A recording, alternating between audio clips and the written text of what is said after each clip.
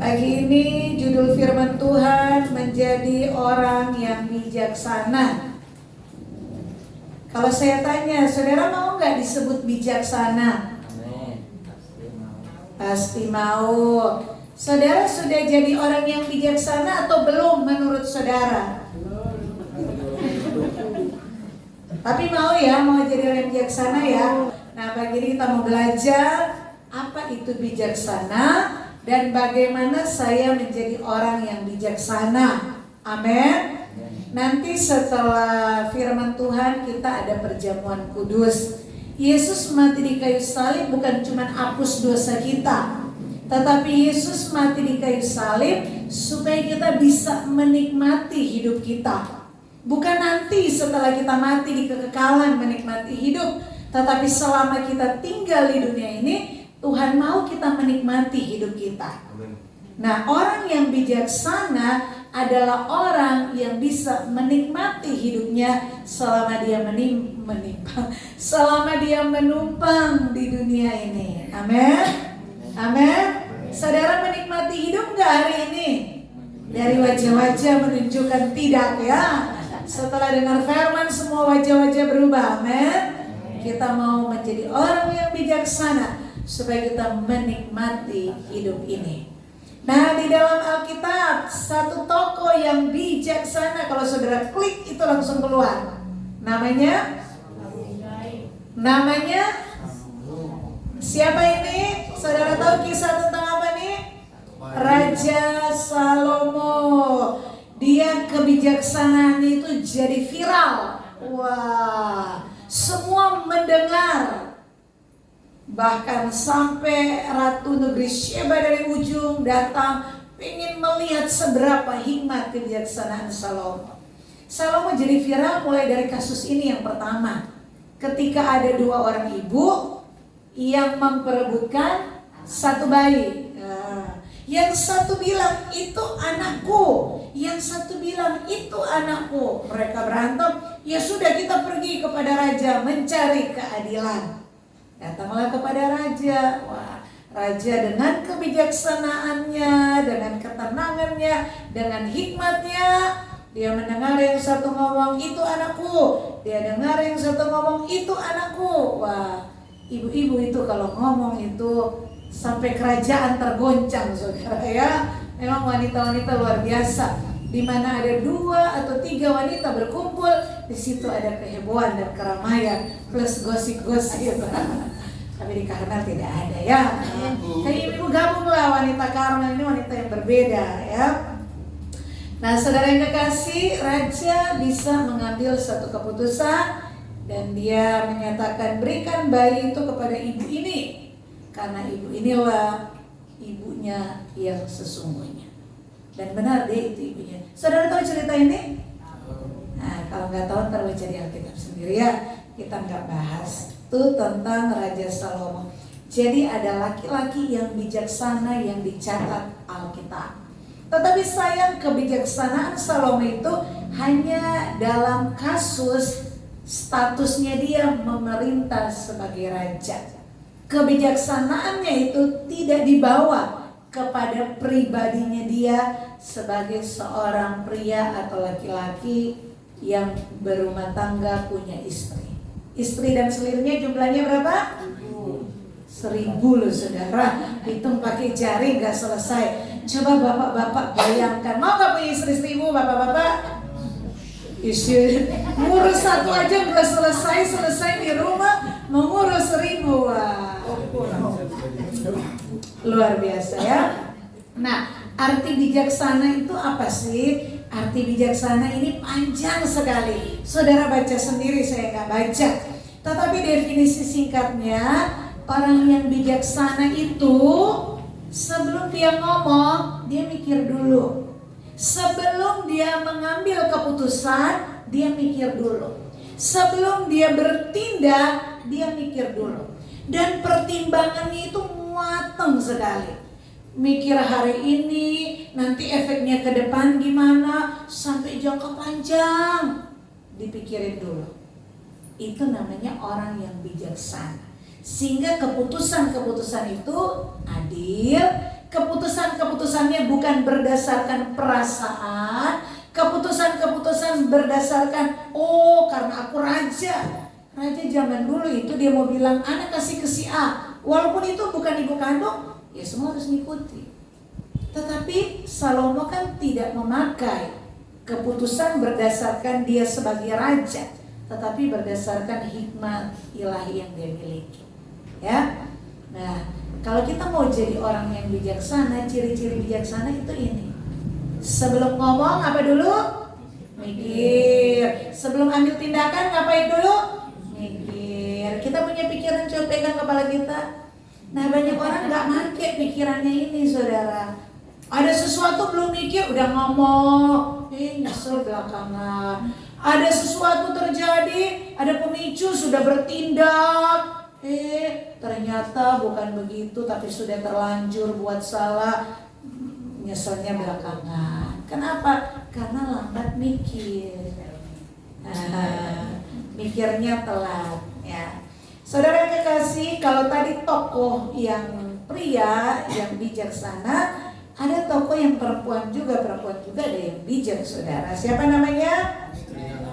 Abigail. Wah, Abigail. Saudara tahu kisah Abigail? Ini jarang yang tahu ya. Yuk kita buka 1 Samuel.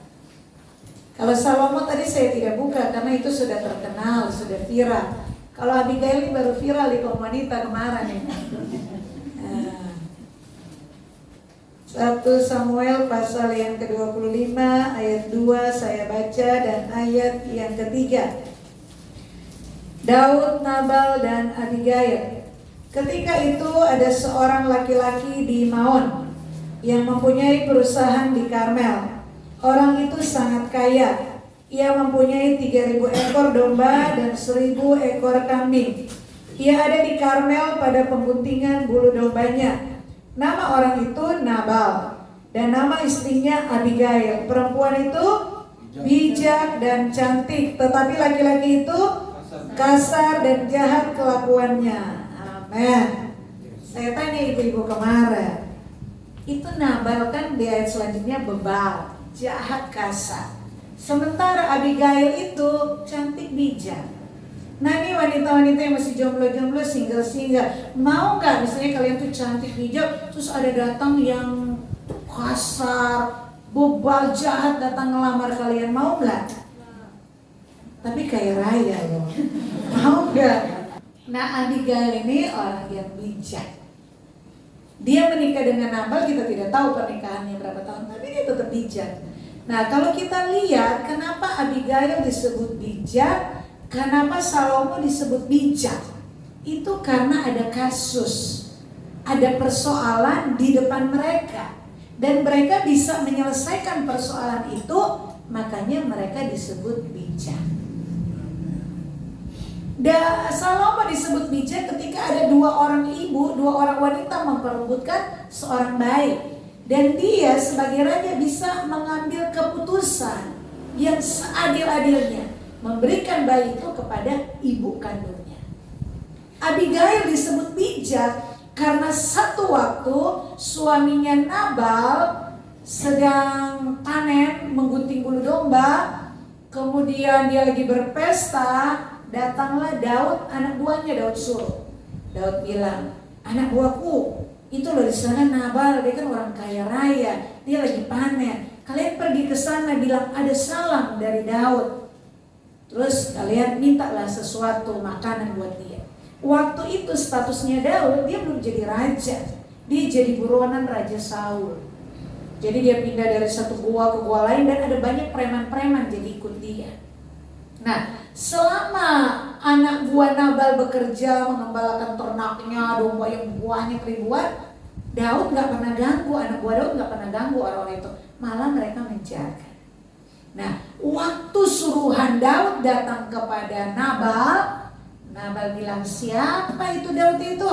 Daud itu buronan raja, ngapain aku urusin dia? Nggak peduli dengan dia. Anak buahnya bilang, waduh, itu Daud menjaga kita Tuan. Dia tidak pernah ganggu kita.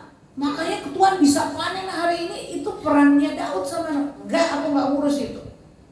anak buah Daud langsung balik kepada Daud kasih laporan. Wih, Daud itu kalau saudara tahu, Saul mau bunuh dia, kejar-kejar dia. 2 kali dia punya kesempatan mau bunuh Saul. Dia bilang, aku tidak akan membunuh orang yang diurapi Tuhan. Tetapi waktu anak buahnya datang kasih laporan, Nabal tidak peduli dengan salam Daud. Nabal tidak mau memberikan kita sesuatu. Wih, langsung telinga Daud panas, langsung tanduknya keluar. Dia bilang, angkat pedang, kita serbu. Hari ini tidak ada seorang laki-laki di tempatnya Nabal yang bisa hidup. Nah, dia bawa anak buahnya mau berperang. Ada seorang anak buah Nabal, karyawan Nabal, lihat peristiwa itu. Abigail gak di situ. Dia datang lapor sama Abigail. Kenapa dia lapor ke Abigail? Karena dia tahu Abigail itu bijaksana. Nyonya, diceritain semua. Terus Abigail bilang, hah? Terus mana orang-orangnya Daud? Sudah pulang. Abigail langsung bilang, anak buah, bikin makanan, ambil buah, ini roti, siapkan keledai. Dan dia tidak ngomong ke Nabal suaminya. Dia langsung bawa persembahan itu, bawa dirinya. Dia pergi menemui Daud. Begitu dia lihat dari jauh, Daud akan datang menyerbu suaminya. Dia langsung tunduk berlutut di depan Daud. Abigail tidak ada waktu anak buah Daud datang. Abigail tidak tahu kasusnya, ceritanya secara langsung. Tetapi ketika bertemu dengan Daud, dia merendahkan diri dan dia mengatasnamakan suaminya. Maafkan suami saya, dia memang jahat, dia memang bebal, terimalah persembahanku ini. Waktu melihat itu, namanya Daud laki-laki, dia lihat, wah cantik juga nih orang, tapi saya ini istri orang. Tapi yang membuat Daud hatinya luluh bukan sekedar kecantikan, tetapi kata-kata yang keluar dari mulut Abigail, kebijaksanaan. Dan Daud berkata apa? Terima kasih Abigail, hari ini kamu menahan aku untuk menumpahkan darah. Kalau kamu tidak datang, tidak ada laki-laki satupun yang akan hidup di tempatmu saat ini. Jadi saudara disebut bijaksana atau tidak, harus ada persoalan-persoalan dulu. Paham? Kalau saudara berdoa minta hidup aman, nyaman, kalau bisa gak ada masalah, saudara tidak akan dapat predikat orang yang bijaksana. Artinya semakin banyak masalah, tantangan, ujian, pencobaan dalam hidupmu, semakin saudara punya kesempatan menjadi orang bijaksana. Amin. Ya, kita buka kitab Yakobus pasal yang pertama. Kita baca ayat 2, ayat 3, ayat 4, ayat 5, 1, 2, 3.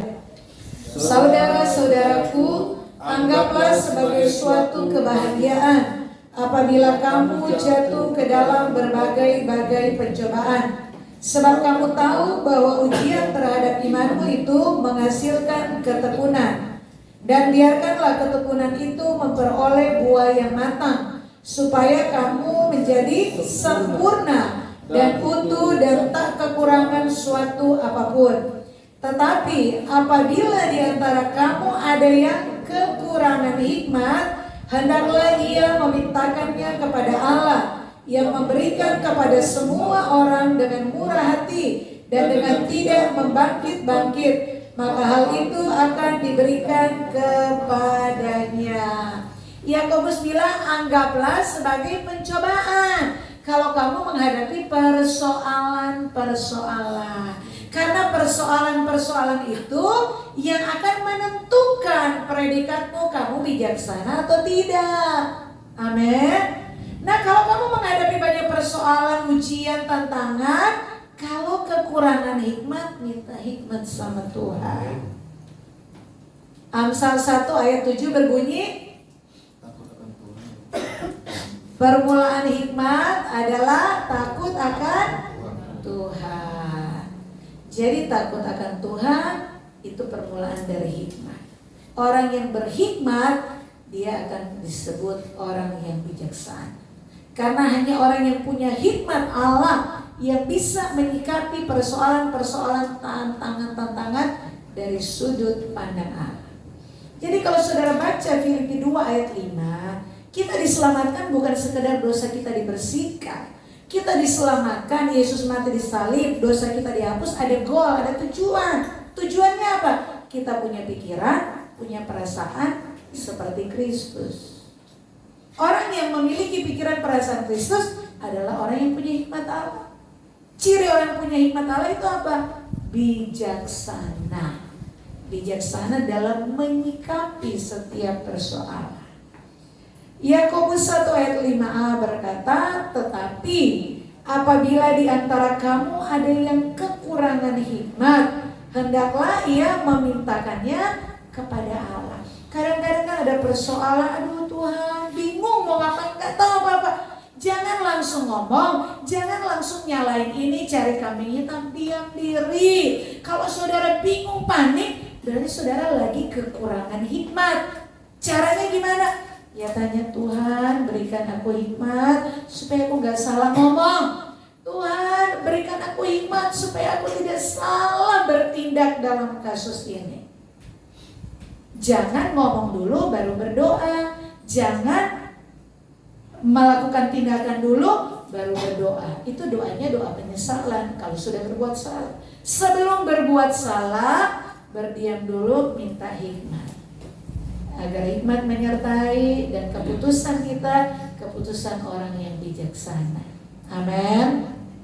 Yesus pun ketika dia menjadi manusia dalam pelayanannya, Yesus membayar pajak. Ya, satu waktu orang-orang kan mau cari kesalahannya Yesus. Yesus ini gak pernah ada salah. Terus orang-orang Farisi mencari kesalahannya dia. Mereka tahu Yesus itu Allah nomor 1, baru Kaisar. Sementara orang-orang Romawi, Kaisar harus nomor 1. Mereka ingin menjebak Yesus dengan pertanyaan, Yesus, boleh gak kita bayar pajak? Bayar pajak kan bicara kepada Kaisar. Yesus dengan kebijaksanaan dia bilang begini, coba bawa duit koin, bawa koin ke sini. Orang kasih koin, ini koin. Terus Yesus tanya gambar siapa di koin itu, di uang itu, mata uang itu. Mereka bilang gambar Kaisar. Yesus bilang berikan kepada Kaisar apa yang punyanya Kaisar, artinya bayar pajak, dan berikan kepada Allah apa yang menjadi kepunyaan Allah. Dan di satu waktu ketika Yesus dan murid-murid masuk bait Allah, di bait Allah tanya begini, murid-murid, gurumu tuh bayar bea, bayar pajak nggak? Petrus langsung datang, guru-guru kita ditanyain kita bayar pajak nggak? Yesus bilang, Petrus, dari mana pemerintah di sini dapat pajak? Dari pendatang-pendatang. Terus warganya, ya warganya gak usah bayar pajak. Harusnya kan yang bayar pajak warganya untuk negara. Tapi Yesus bilang, gini Petrus, supaya gak rame-rame, gak bikin masalah, yaudah kamu pergi mancing sana. Nanti ikan pertama yang kamu dapat itu ada duit di situ. Nah kamu bayar yang 2 koin untuk kamu, yang 2 untuk bayar untuk aku. Bayar pajak. Nah ayat-ayat ini saya mau ingatkan dalam kehidupan kita. Saya hubungkan dengan Roma 12 ayat 18. Baca 1, 2, 3. Sedapat-dapatnya kalau hal itu bergantung kepadamu, hiduplah dalam perdamaian dengan semua orang. Kadang-kadang persoalan itu hal kecil, hal sepele, tetapi ada kebencian, ada perselisihan, akhirnya bikin orang berantem, bikin orang tidak damai. Padahal itu hal-hal sederhana.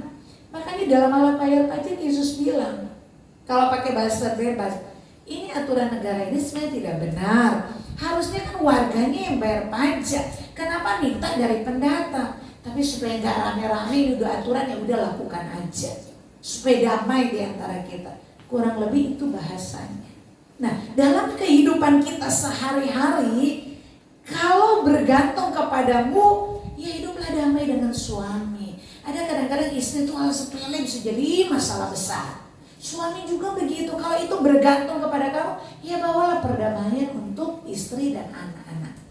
Kadang-kadang dalam pertemuan, berteman, dalam kelompok, dalam bekerja, itu hal-hal sepele. Makanya Alkitab ingatkan, kamu tuh sudah ditebus, kamu sudah diampuni. Bukan sekedar Yesus sapu dosa kamu, tetapi supaya kamu punya pikiran perasaan seperti Kristus. Artinya dimanapun kamu berada, kamu punya hikmat ilahi. Hal-hal kecil gak usah diperdebatkan, hal-hal sederhana gak usah jadi masalah besar.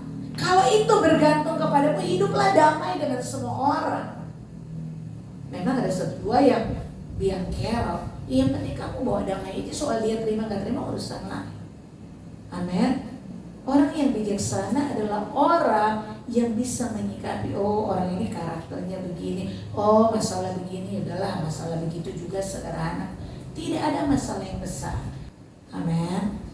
Nah, siapakah orang bijak itu? Baca 1, 2, 3. Orang bijaksana adalah orang mampu melihat hidup ini dari sudut pandang Allah dan kemudian mengetahui tindakan terbaik untuk dilakukan. Jadi melihat persoalan dari sudut pandang Allah. Waduh, ini orang rugiin saya, dia lagi. Tapi melihat dari sudut pandang Allah. Iya kan, tapi gak ada kejadian yang terjadi kebetulan. Kalau Tuhan izinkan, berarti apa maunya Tuhan. Jadi segala sesuatu orang buat jahat sekalipun sama kita lihat dari sudut pandangnya Tuhan. Tuhan menciptakan dia seperti saya, menurut gambar dan rupa Allah. Sebagaimana Tuhan tidak mau saya binasa, Tuhan tidak mau dia juga binasa. Jadi saya harus mengasihi dia, saya harus melayani dia. Kalau kita punya sudut pandang seperti cara berpikirnya Tuhan, kita bisa menyikapi orang-orang, persoalan-persoalan, kejadian-kejadian itu dengan bijaksana. Makanya kembali Filipi 2 ayat 5. Banyak orang Kristen tuh, oh Yesus menghapus dosaku, aku sudah ditebus, sore mati masuk surga. Benar, Yesus hapus dosa, tetapi bukan sekedar menghapus dosa. Yesus mau setelah dosa kita dihapus, cara berpikir kita tuh diubah. Sampai kita punya cara berpikir seperti Tuhan. Sampai sudut berpikir, mindset kita itu seperti cara berpikir ilahi. Cara berpikir ilahi itu persoalan apapun di balik semuanya ada kebaikan. Sejahat apapun manusia di sekelilingmu, Tuhan tidak mau mereka binasa. Amin. Pertanyaan, saudara mau jadi orang yang bijaksana? Mau nggak? Mau. Berdoa pulang, Tuhan kasih aku banyak masalah Tuhan ya. Karena bagaimana respon saudara menghadapi masalah itu menentukan kamu bijaksana atau tidak. Amin. Jadi kalau saudara masuk, Tuhan tolong lakukan masalah ini, berarti kamu gak menjadi bijaksana, gak mau jadi orang yang bijaksana. Amin. Orang bertanding dulu baru disebut juara. Kalau gak pernah masuk pertandingan, gak ada lomba, gak pernah disebut juara. Betul? Mau jadi orang bijaksana? Ingat doa pulang, bilang apa? Tuhan banyakin masalahku Tuhan ya, sampai aku dapat predikat wanita atau pria bijaksana. Bagaimana menjadi bijaksana? Yang pertama, berdoa. Yang kedua, belajar. Yang ketiga, bergaul. Berdoa itu berbicara hubungan dengan Tuhan. Saudara tahu kenapa Salomo itu raja yang berhikmat, bijaksana? Itu gak turun dari langit. Karena ketika dia dilantik jadi raja, dia langsung datang cari Tuhan. Dia merendahkan diri dan dia berdoa dengan sungguh-sungguh. Tuhan, terima kasih Engkau memilihku jadi raja. Karena saingannya dia kan banyak, ada kakak-kakaknya dia, istri Daud kan banyak. Tetapi Engkau memilih aku. Satu doaku, satu pintaku Tuhan, berikan aku hikmat-Mu supaya aku bisa menuntun umat-Mu. Jadi orang Israel, rakyatnya dia bilang itu umatnya Tuhan yang Tuhan titipkan kepada dia. Dan waktu mendengar itu Tuhan terpesona. Waduh Salomo, kamu tidak meminta kerajaanmu kokoh, kamu tidak minta musuh-musuhmu dimatikan, kamu tidak minta kekayaan, kamu minta hikmat. Dan itu sesuatu bagi Tuhan. Dan Tuhan memberikan dia hikmat, akal budi. Amin saudara. dengan segala kebijaksanaan. Dia raja yang terkenal, raja paling berhikmat. Kalau saudara klik cari orang berhikmat di Alkitab, itu langsung keluar Salomo. Dari mana disebut bijak? Karena ada kasus-kasus. Salah satu kasus dia bisa tangani dengan adil ketika dua orang ibu memperebutkan satu bayi. Kalau nggak ada kasus itu, nggak terkenal, orang nggak tahu, nggak ada viralnya Salomo adalah raja yang bijaksana, nggak ada. Paham maksudnya? Amin. Yesus, kenapa orang nggak dapati kesalahannya? Setiap dia bertanya jawab, orang Farisi, orang Saduki tanya jawab, dia selalu memberikan jawaban yang bijaksana. Dan kalau sudah lihat setiap tingkah laku perbuatan Yesus itu bijaksana. Makanya Alkitab mencatat, semakin dia besar, semakin dikasihi Allah, semakin dikasihi manusia. Dan sampai di pengadilan pun sebelum dia disalib, tidak didapati kesalahannya dia. Terlalu bijaksana dia. Kenapa? Oh, karena dia Allah? Bukan. Karena Yesus pagi-pagi benar, hari masih gelap, dia pergi berdoa. Setelah pelayanan keliling jalan kaki capek, Yesus menyendiri. Kemana? Pergi berdoa. Bahkan dia tahu waktunya sudah tiba. Setelah perjamuan malam makan dengan murid-murid, dia pergi ke Taman Getsemani, dia berdoa. Makanya Yesus berani berkata, makananku melakukan kehendak Allah. Makanya setiap ada kejadian peristiwa Yesus bisa menyikapi setiap persoalan dengan bijaksana. Kenapa? Karena dia terhubung dengan Bapaknya. Karena Yesus suka berdoa. Mau jadi orang bijaksana? Maunya berkurang. Kenapa? Tidak suka berdoa. Kalau saudara gak terhubung dengan Tuhan, saudara gak punya hikmat ilahi. Orang yang bijaksana adalah orang punya sudut pandang seperti Allah. Bagaimana kita bisa punya cara berpikir, memahami pikiran Allah, hidup dalam kehendak Allah, kalau kita gak jalin persekutuan. Kalau HP itu loh, signalnya loh kok 0, loh kok 1, loh kok hilang. Nah, kalau kita terhubung dengan Allah, kayak HP itu signalnya full. Baru halo sudah dijawab di sana. Kalau signalnya hilang-hilang, halo sudah ngomong apa nggak dengar. Mengerti? Ketika kita terhubung dengan Allah, ada persoalan tentang kita tinggal diam aja. Tuhan, aku perlu hikmat. Langsung nggak perlu, kadang-kadang nggak perlu ngomong Tuhan aku perlu hikmat loh. Setiap ada tentang respon saudara itu sudah refleks sesuai pimpinan Roh Kudus. Amin. Orang yang dipimpin Roh Allah adalah anak-anak Allah. Dipimpin Roh Allah tuh kapan? Ketika ada tantangan, ujian, persoalan, respon saudara itu responmu sebagai anak Allah. Dan itu tidak terjadi natural. Itu akumulasi. Hidup setiap hari di dalam doa. Hidup setiap hari cari Tuhan. Makanya Korintus bilang, siapa yang mengikat dirinya dengan Allah menjadi satu roh dengan Dia. Amin. Tiap ada, tunggu aku doa puasa dulu ya, berdoa puasa enggak. Otomatis ketika hidupmu punya hubungan yang harmonis dengan Allah. Amin. Yang kedua, belajar apa Bu Pendeta? Belajar Alkitab, belajar firman Tuhan. Kamu akan tahu apa kehendak Allah, maunya Tuhan, cara berpikir Tuhan itu seperti apa. Baca Alkitab. Ketika kamu baca Alkitab, kamu tahu membawa dirimu. Ketika kamu baca Alkitab, kamu bisa memahami orang-orang di sekelilingmu. Kamu jadi bijaksana. Karena konsep perjanjian sama Alkitab, tetapi konsep perjanjian lama, kalau orang berbuat salah, mata ganti mata, gigi ganti gigi. Tetapi kita kan konsep perjanjian baru. Kalau ada orang berbuat jahat, ampuni, berkati dia. Kalau ada yang tampar pipi kiri, kasih pipi kanan. Kalau ada yang ambil jubahmu, kasih bajumu. Ada gak saudara berantem terus ditampar pipi kiri, kurang biar seimbang bisa pulang. Amin saudara. Mau jadi orang bijaksana tuh ada kejadian-kejadian yang gak enak harus saudara lalui.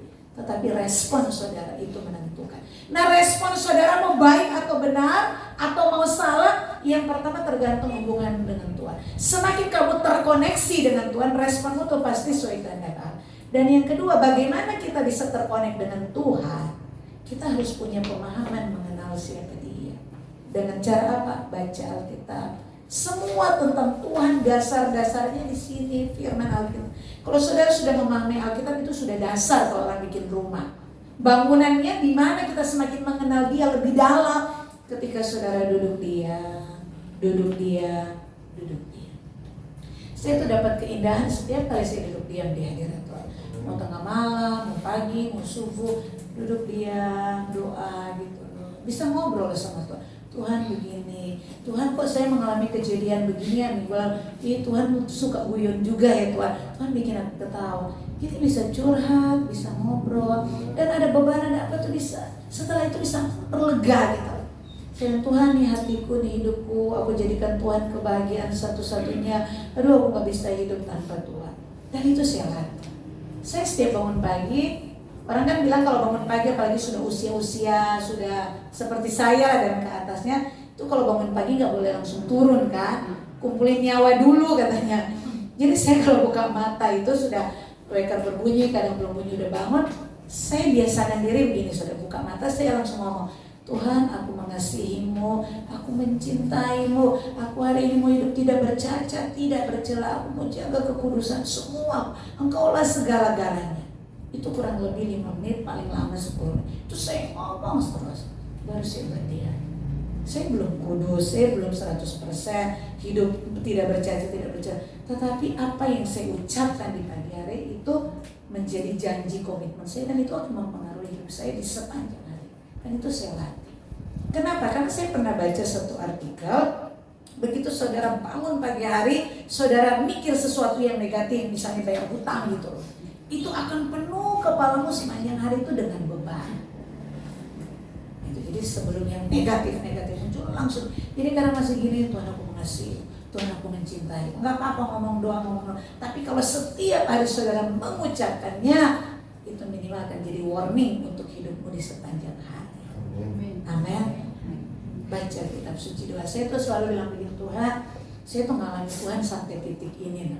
Dan keindahan-keindahan ini yang memudar, udah gak ada keinginan begini-begini lagi Tuhan, yang melampaui Tuhan. Terus saya cuma doa, Tuhan, saya berdoa dong biar jemaat-jemaat yang Tuhan titipkan tuh sampai di titik ini seperti yang saya alami. Karena pada banyak orang tuh doa tuh berat, ibadah berat, baca Alkitab berat. Karena mereka tuh belum menemukan loh keindahan di hadirat Tuhan. Nah, keindahan di hadirat Tuhan gak bisa saudara hanya sekedar, gak bisa. Hanya orang yang serius, sungguh-sungguh mencari Tuhan. Tapi satu janji firman Tuhan, siapa yang mencari aku akan menemukan aku. Jadi kalau saudara hanya sekedar, saudara juga tidak akan maksimal menemui Tuhan. Jadi lega, senang, damai, bisa ngobrol, bisa curhat sama Tuhan, akhirnya jadi lega. Dan ketika dia begitu, saya tahu Tuhan ini hati saya, kalau saya kasih Tuhan. Tapi saya tahu tuh belum sepenuhnya ini untuk Tuhan, masih ada ini. Tuhan tolong bantu aku supaya semua kerinduan saya, hati saya ini benar-benar 100% untuk Tuhan. Di mana saya tahu kekurangan saya? Ketika saya duduk diam di hadirat Tuhan. Dan ketika saudara diam di hadirat Tuhan, firman yang saudara dengar, ayat-ayat yang saudara baca itu akan diingatkan hidupkan. Ini loh khotbah minggu lalu, ini loh ayat yang kamu baca, ini loh maksudnya, kamu kejadian begini, ini maksudnya. Jadi Tuhan tuh real, saudara bisa dengar, bisa komunikasi. Jadi Tuhan tuh berbicara di mana? Ya lewat hatimu, lewat pikiranmu. Dengan catatan, hatimu, pikiranmu diisi kebenaran. Itu media Tuhan berbicara. Jadi mendengar suara, waduh luar biasa ya, pendeta saya bisa mendengar suara Tuhan. Tidak. Itu hak setiap anak mendengar suara bapaknya. Tetapi pantas gak Tuhan berbicara kepada kamu kalau hatimu kotor, kalau pikiranmu jahat? Amin. Amin saudara. Ya rugi kita kalau gak bisa menikmati hadirat. Jadi kalau saudara bisa menikmati, terkonek dengan Tuhan, setiap baca ayat, baca Alkitab, ayat itu bisa hidup. Apapun kejadian tantangan, saudara gak akan takut. Kalaupun ada takut, khawatir itu hanya sekedarnya saja. Tidak akan tinggal ketakutan, tidak akan tinggal kekhawatiran, apalagi mengganggu hidup. Dan hidupmu akan semakin produktif. Amin. Dan yang terakhir, bagaimana menjadi orang bijaksana itu bergaul. Jangan diam aja sendiri. Kenapa? Karena setiap orang tuh punya karakter berbeda-beda. Dan setiap daerah itu punya budaya berbeda-beda. Karena seperti saya gembala, saya harus bergaul dengan banyak orang, dengan banyak kalangan. Karena ada satu kasus yang sama, misalnya masalah rumah tangga. Keluarga A, keluarga B, sama-sama perselingkuhan. Tetapi keluarga A itu solusinya, jalan keluar itu tidak sama dengan keluarga B. Kenapa? Karena setiap keluarga itu punya kasus sama, tetapi mereka kan budayanya berbeda, cara pandangnya berbeda. Jadi setiap kasus itu beda penanganannya. Makanya dengan kita bergaul, jadi banyak berhadapan dengan banyak orang, kita kan kalau cuma kita aja, kayak saya orang Manado aja, ngertinya orang Manado begini-begini. Coba saudara keluar, oh orang Batak tuh begini ya, oh orang Jawa tuh begini ya, oh orang ini. Dan semakin kita mengerti budaya perbedaan itu semua, kita akan semakin memahami. Amin.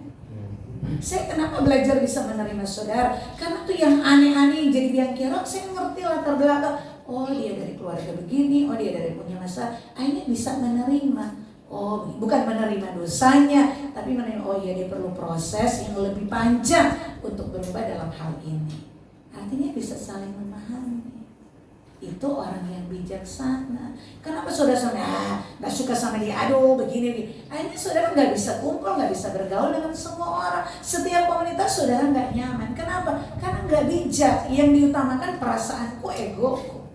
Sementara orang bijaksana tuh melihat semua dari sudut pandangnya Tuhan. Bukan mementingkan ego, tetapi bagaimana kepentingan bersama itu bisa jalan dengan baik. Amin. Amin. Jadi belajar gaul ya. Jangan sendirian aja hidup itu ya.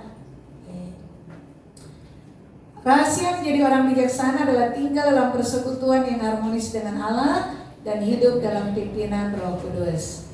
Ciri orang yang bijaksana adalah memiliki persekutuan yang harmonis dengan Tuhan, mengembangkan potensi diri semaksimal mungkin, dan memiliki kasih yang tulus kepada sesama, menerima sesama apa adanya. Ini 3 poin tadi berdoa. Kalau saudara suka berdoa 24 jam ada di hadirat Tuhan, saudara terhubung dengan Tuhan. Ada masalah, tunggu aku berdoa, nggak usah begitu. Tambah tiap ada masalah cuma tahu Tuhan di sini, Tuhan tolong saya. Langsung keluar hikmat Allah. Amin. Yang kedua, kembangkan potensi diri, belajar Alkitab, belajar banyak hal. Potensi diri itu dikeluarkan. Supaya apa? Supaya kita bisa menyikapi persoalan-persoalan itu bukan hanya dengan perasaan, tetapi dengan logika yang pintar, yang bijaksana. Nah, maksud saya gini, ayo kita kembangkan semua yang kita bisa kembangkan. Supaya apa? Supaya kita bisa berguna bagi orang lain. Dan yang ketiga, kalau kita orang yang bijaksana itu, kita bergaul, kita bisa memahami orang. Dan bukan hanya memahami, kita harus apa yang Tuhan ajarkan, menerima orang dengan tulus. Setiap kita dipanggil untuk melayani, amin. Melayani itu bukan mimpin pujian saja, bukan nyampein khotbah. Melayani itu definisinya membawa orang kepada keselamatan, amin. Jadi saudara nggak pelayanan di gereja nggak apa-apa, tapi di sekitarmu ada temanmu, ada keluargamu yang belum percaya bahwa mereka masuk dalam keselamatan. Cara yang pertama, kamu punya hati yang tulus mengasihi dia. Cara yang kedua, lakukan bagianmu untuk dia itu apa. Makanya semakin banyak saudara punya potensi diri yang dikembangkan, semakin saudara punya kesempatan untuk menolong banyak orang. Kalau kamu orang kaya raya, duitmu dipakai untuk memberkati orang. Kalau kamu punya pengetahuan, duitmu dipakai, pengetahuanmu dipakai untuk menolong orang. Kayak saya kan lagi gemes nih gitar kan, sekian lama gitu. Begitu akhirnya bertindak pergi nanya, itu cuma masalah baterai loh saudara. Jadi nggak perlu dibahas, hanya masalah baterai. Makanya bawa ke ahlinya. Hal-hal yang bagi kita masalah besar ternyata sesederhana itu. Nah maksudnya kalau saudara mengembangkan diri dalam berbagai aspek, lebih banyak orang yang akan Tuhan kirim untuk tanda kutip saudara tolong. Ya. Kalau gajah mati meninggalkan, saudara mati kan meninggalkan anak. Jadi selama hidup berguna bagi orang lain. Bijaksana, orang yang bijaksana hidupmu pasti bermanfaat bagi orang lain. Amin. Lakukan bagianmu untuk sesama. Maksimalkan potensimu. Dan setiap ada tanggung jawab. Kalau saudara belum bisa spesifik ya, kalau orang punya hubungan 24 jam dengan Tuhan, dia bisa spesifik. Saya ketemu dengan Theo, apa peran saya untuk Theo? Saya ketemu dengan Mas Toto, apa peran saya? Seperti saya gembala, mungkin saya bisa menemukan spesifik ke saudara-saudara. Tapi kalau saudara belum sampai di titik itu, minimal di dalam keluarga apa peran saya? Saya sebagai istri, apa peran saya? Kalau saya bekerja di sini karyawan, apa bagian saya? Kalau saya di lingkungan tinggal sini, apa bagian? Dan saya mau pesan, lakukan semua tugas tanggung jawab itu semaksimal mungkin. Karena kita tidak tahu kapan kita mati. Tetapi ketika kita mati atau kita meninggalkan tempat itu, orang kesannya sangat-sangat baik tentang kita. Karena kita orang yang bertanggung jawab. Amin. Dalam setiap perkataan, dalam setiap perbuatan, orang bisa menilai siapa kita tuh bukan hanya dalam sekejap, tetapi akumulasi mereka bergaul dengan kita setiap hari. Makanya kenapa setiap hari kita harus jaga hubungan dengan Tuhan. Karena itu menentukan hikmat ilahi di dalam diri kita. Itu menentukan seberapa kebijaksanaan Allah tuh akan keluar lewat perkataan kita, akan keluar lewat perbuatan kita, akan keluar lewat keputusan-keputusan kita. Dan pada akhirnya orang bisa tahu siapa Allah yang kita sembah. Amin. Kalau saudara memiliki hikmat ilahi, saudara jadi orang yang bijaksana, saudara menikmati. Persoalan pun saudara bisa nikmati. Tantangan-tantangan saudara nikmati. Orang-orang gak baik, orang-orang yang saudara bisa nikmati. Kenapa? Karena ada hikmat ilahi. Karena saudara punya sudut pandang seperti cara Tuhan melihat baik persoalan, baik orang-orang di sekeliling kita. Kita bahagia. Amin. Jadi sekali lagi kebahagiaan itu ada dalam kita. Kebahagiaan itu pilihan kita. Jadi kalau pagi ini wajah saudara cemberut, itu pilihan saudara. Saudara mau bersuka cita, mau jadi cantik, jadi jelek, itu pilihan saudara. Amin. Semangat saudara, Tuhan memberkati. Mari kita bangkit berdiri.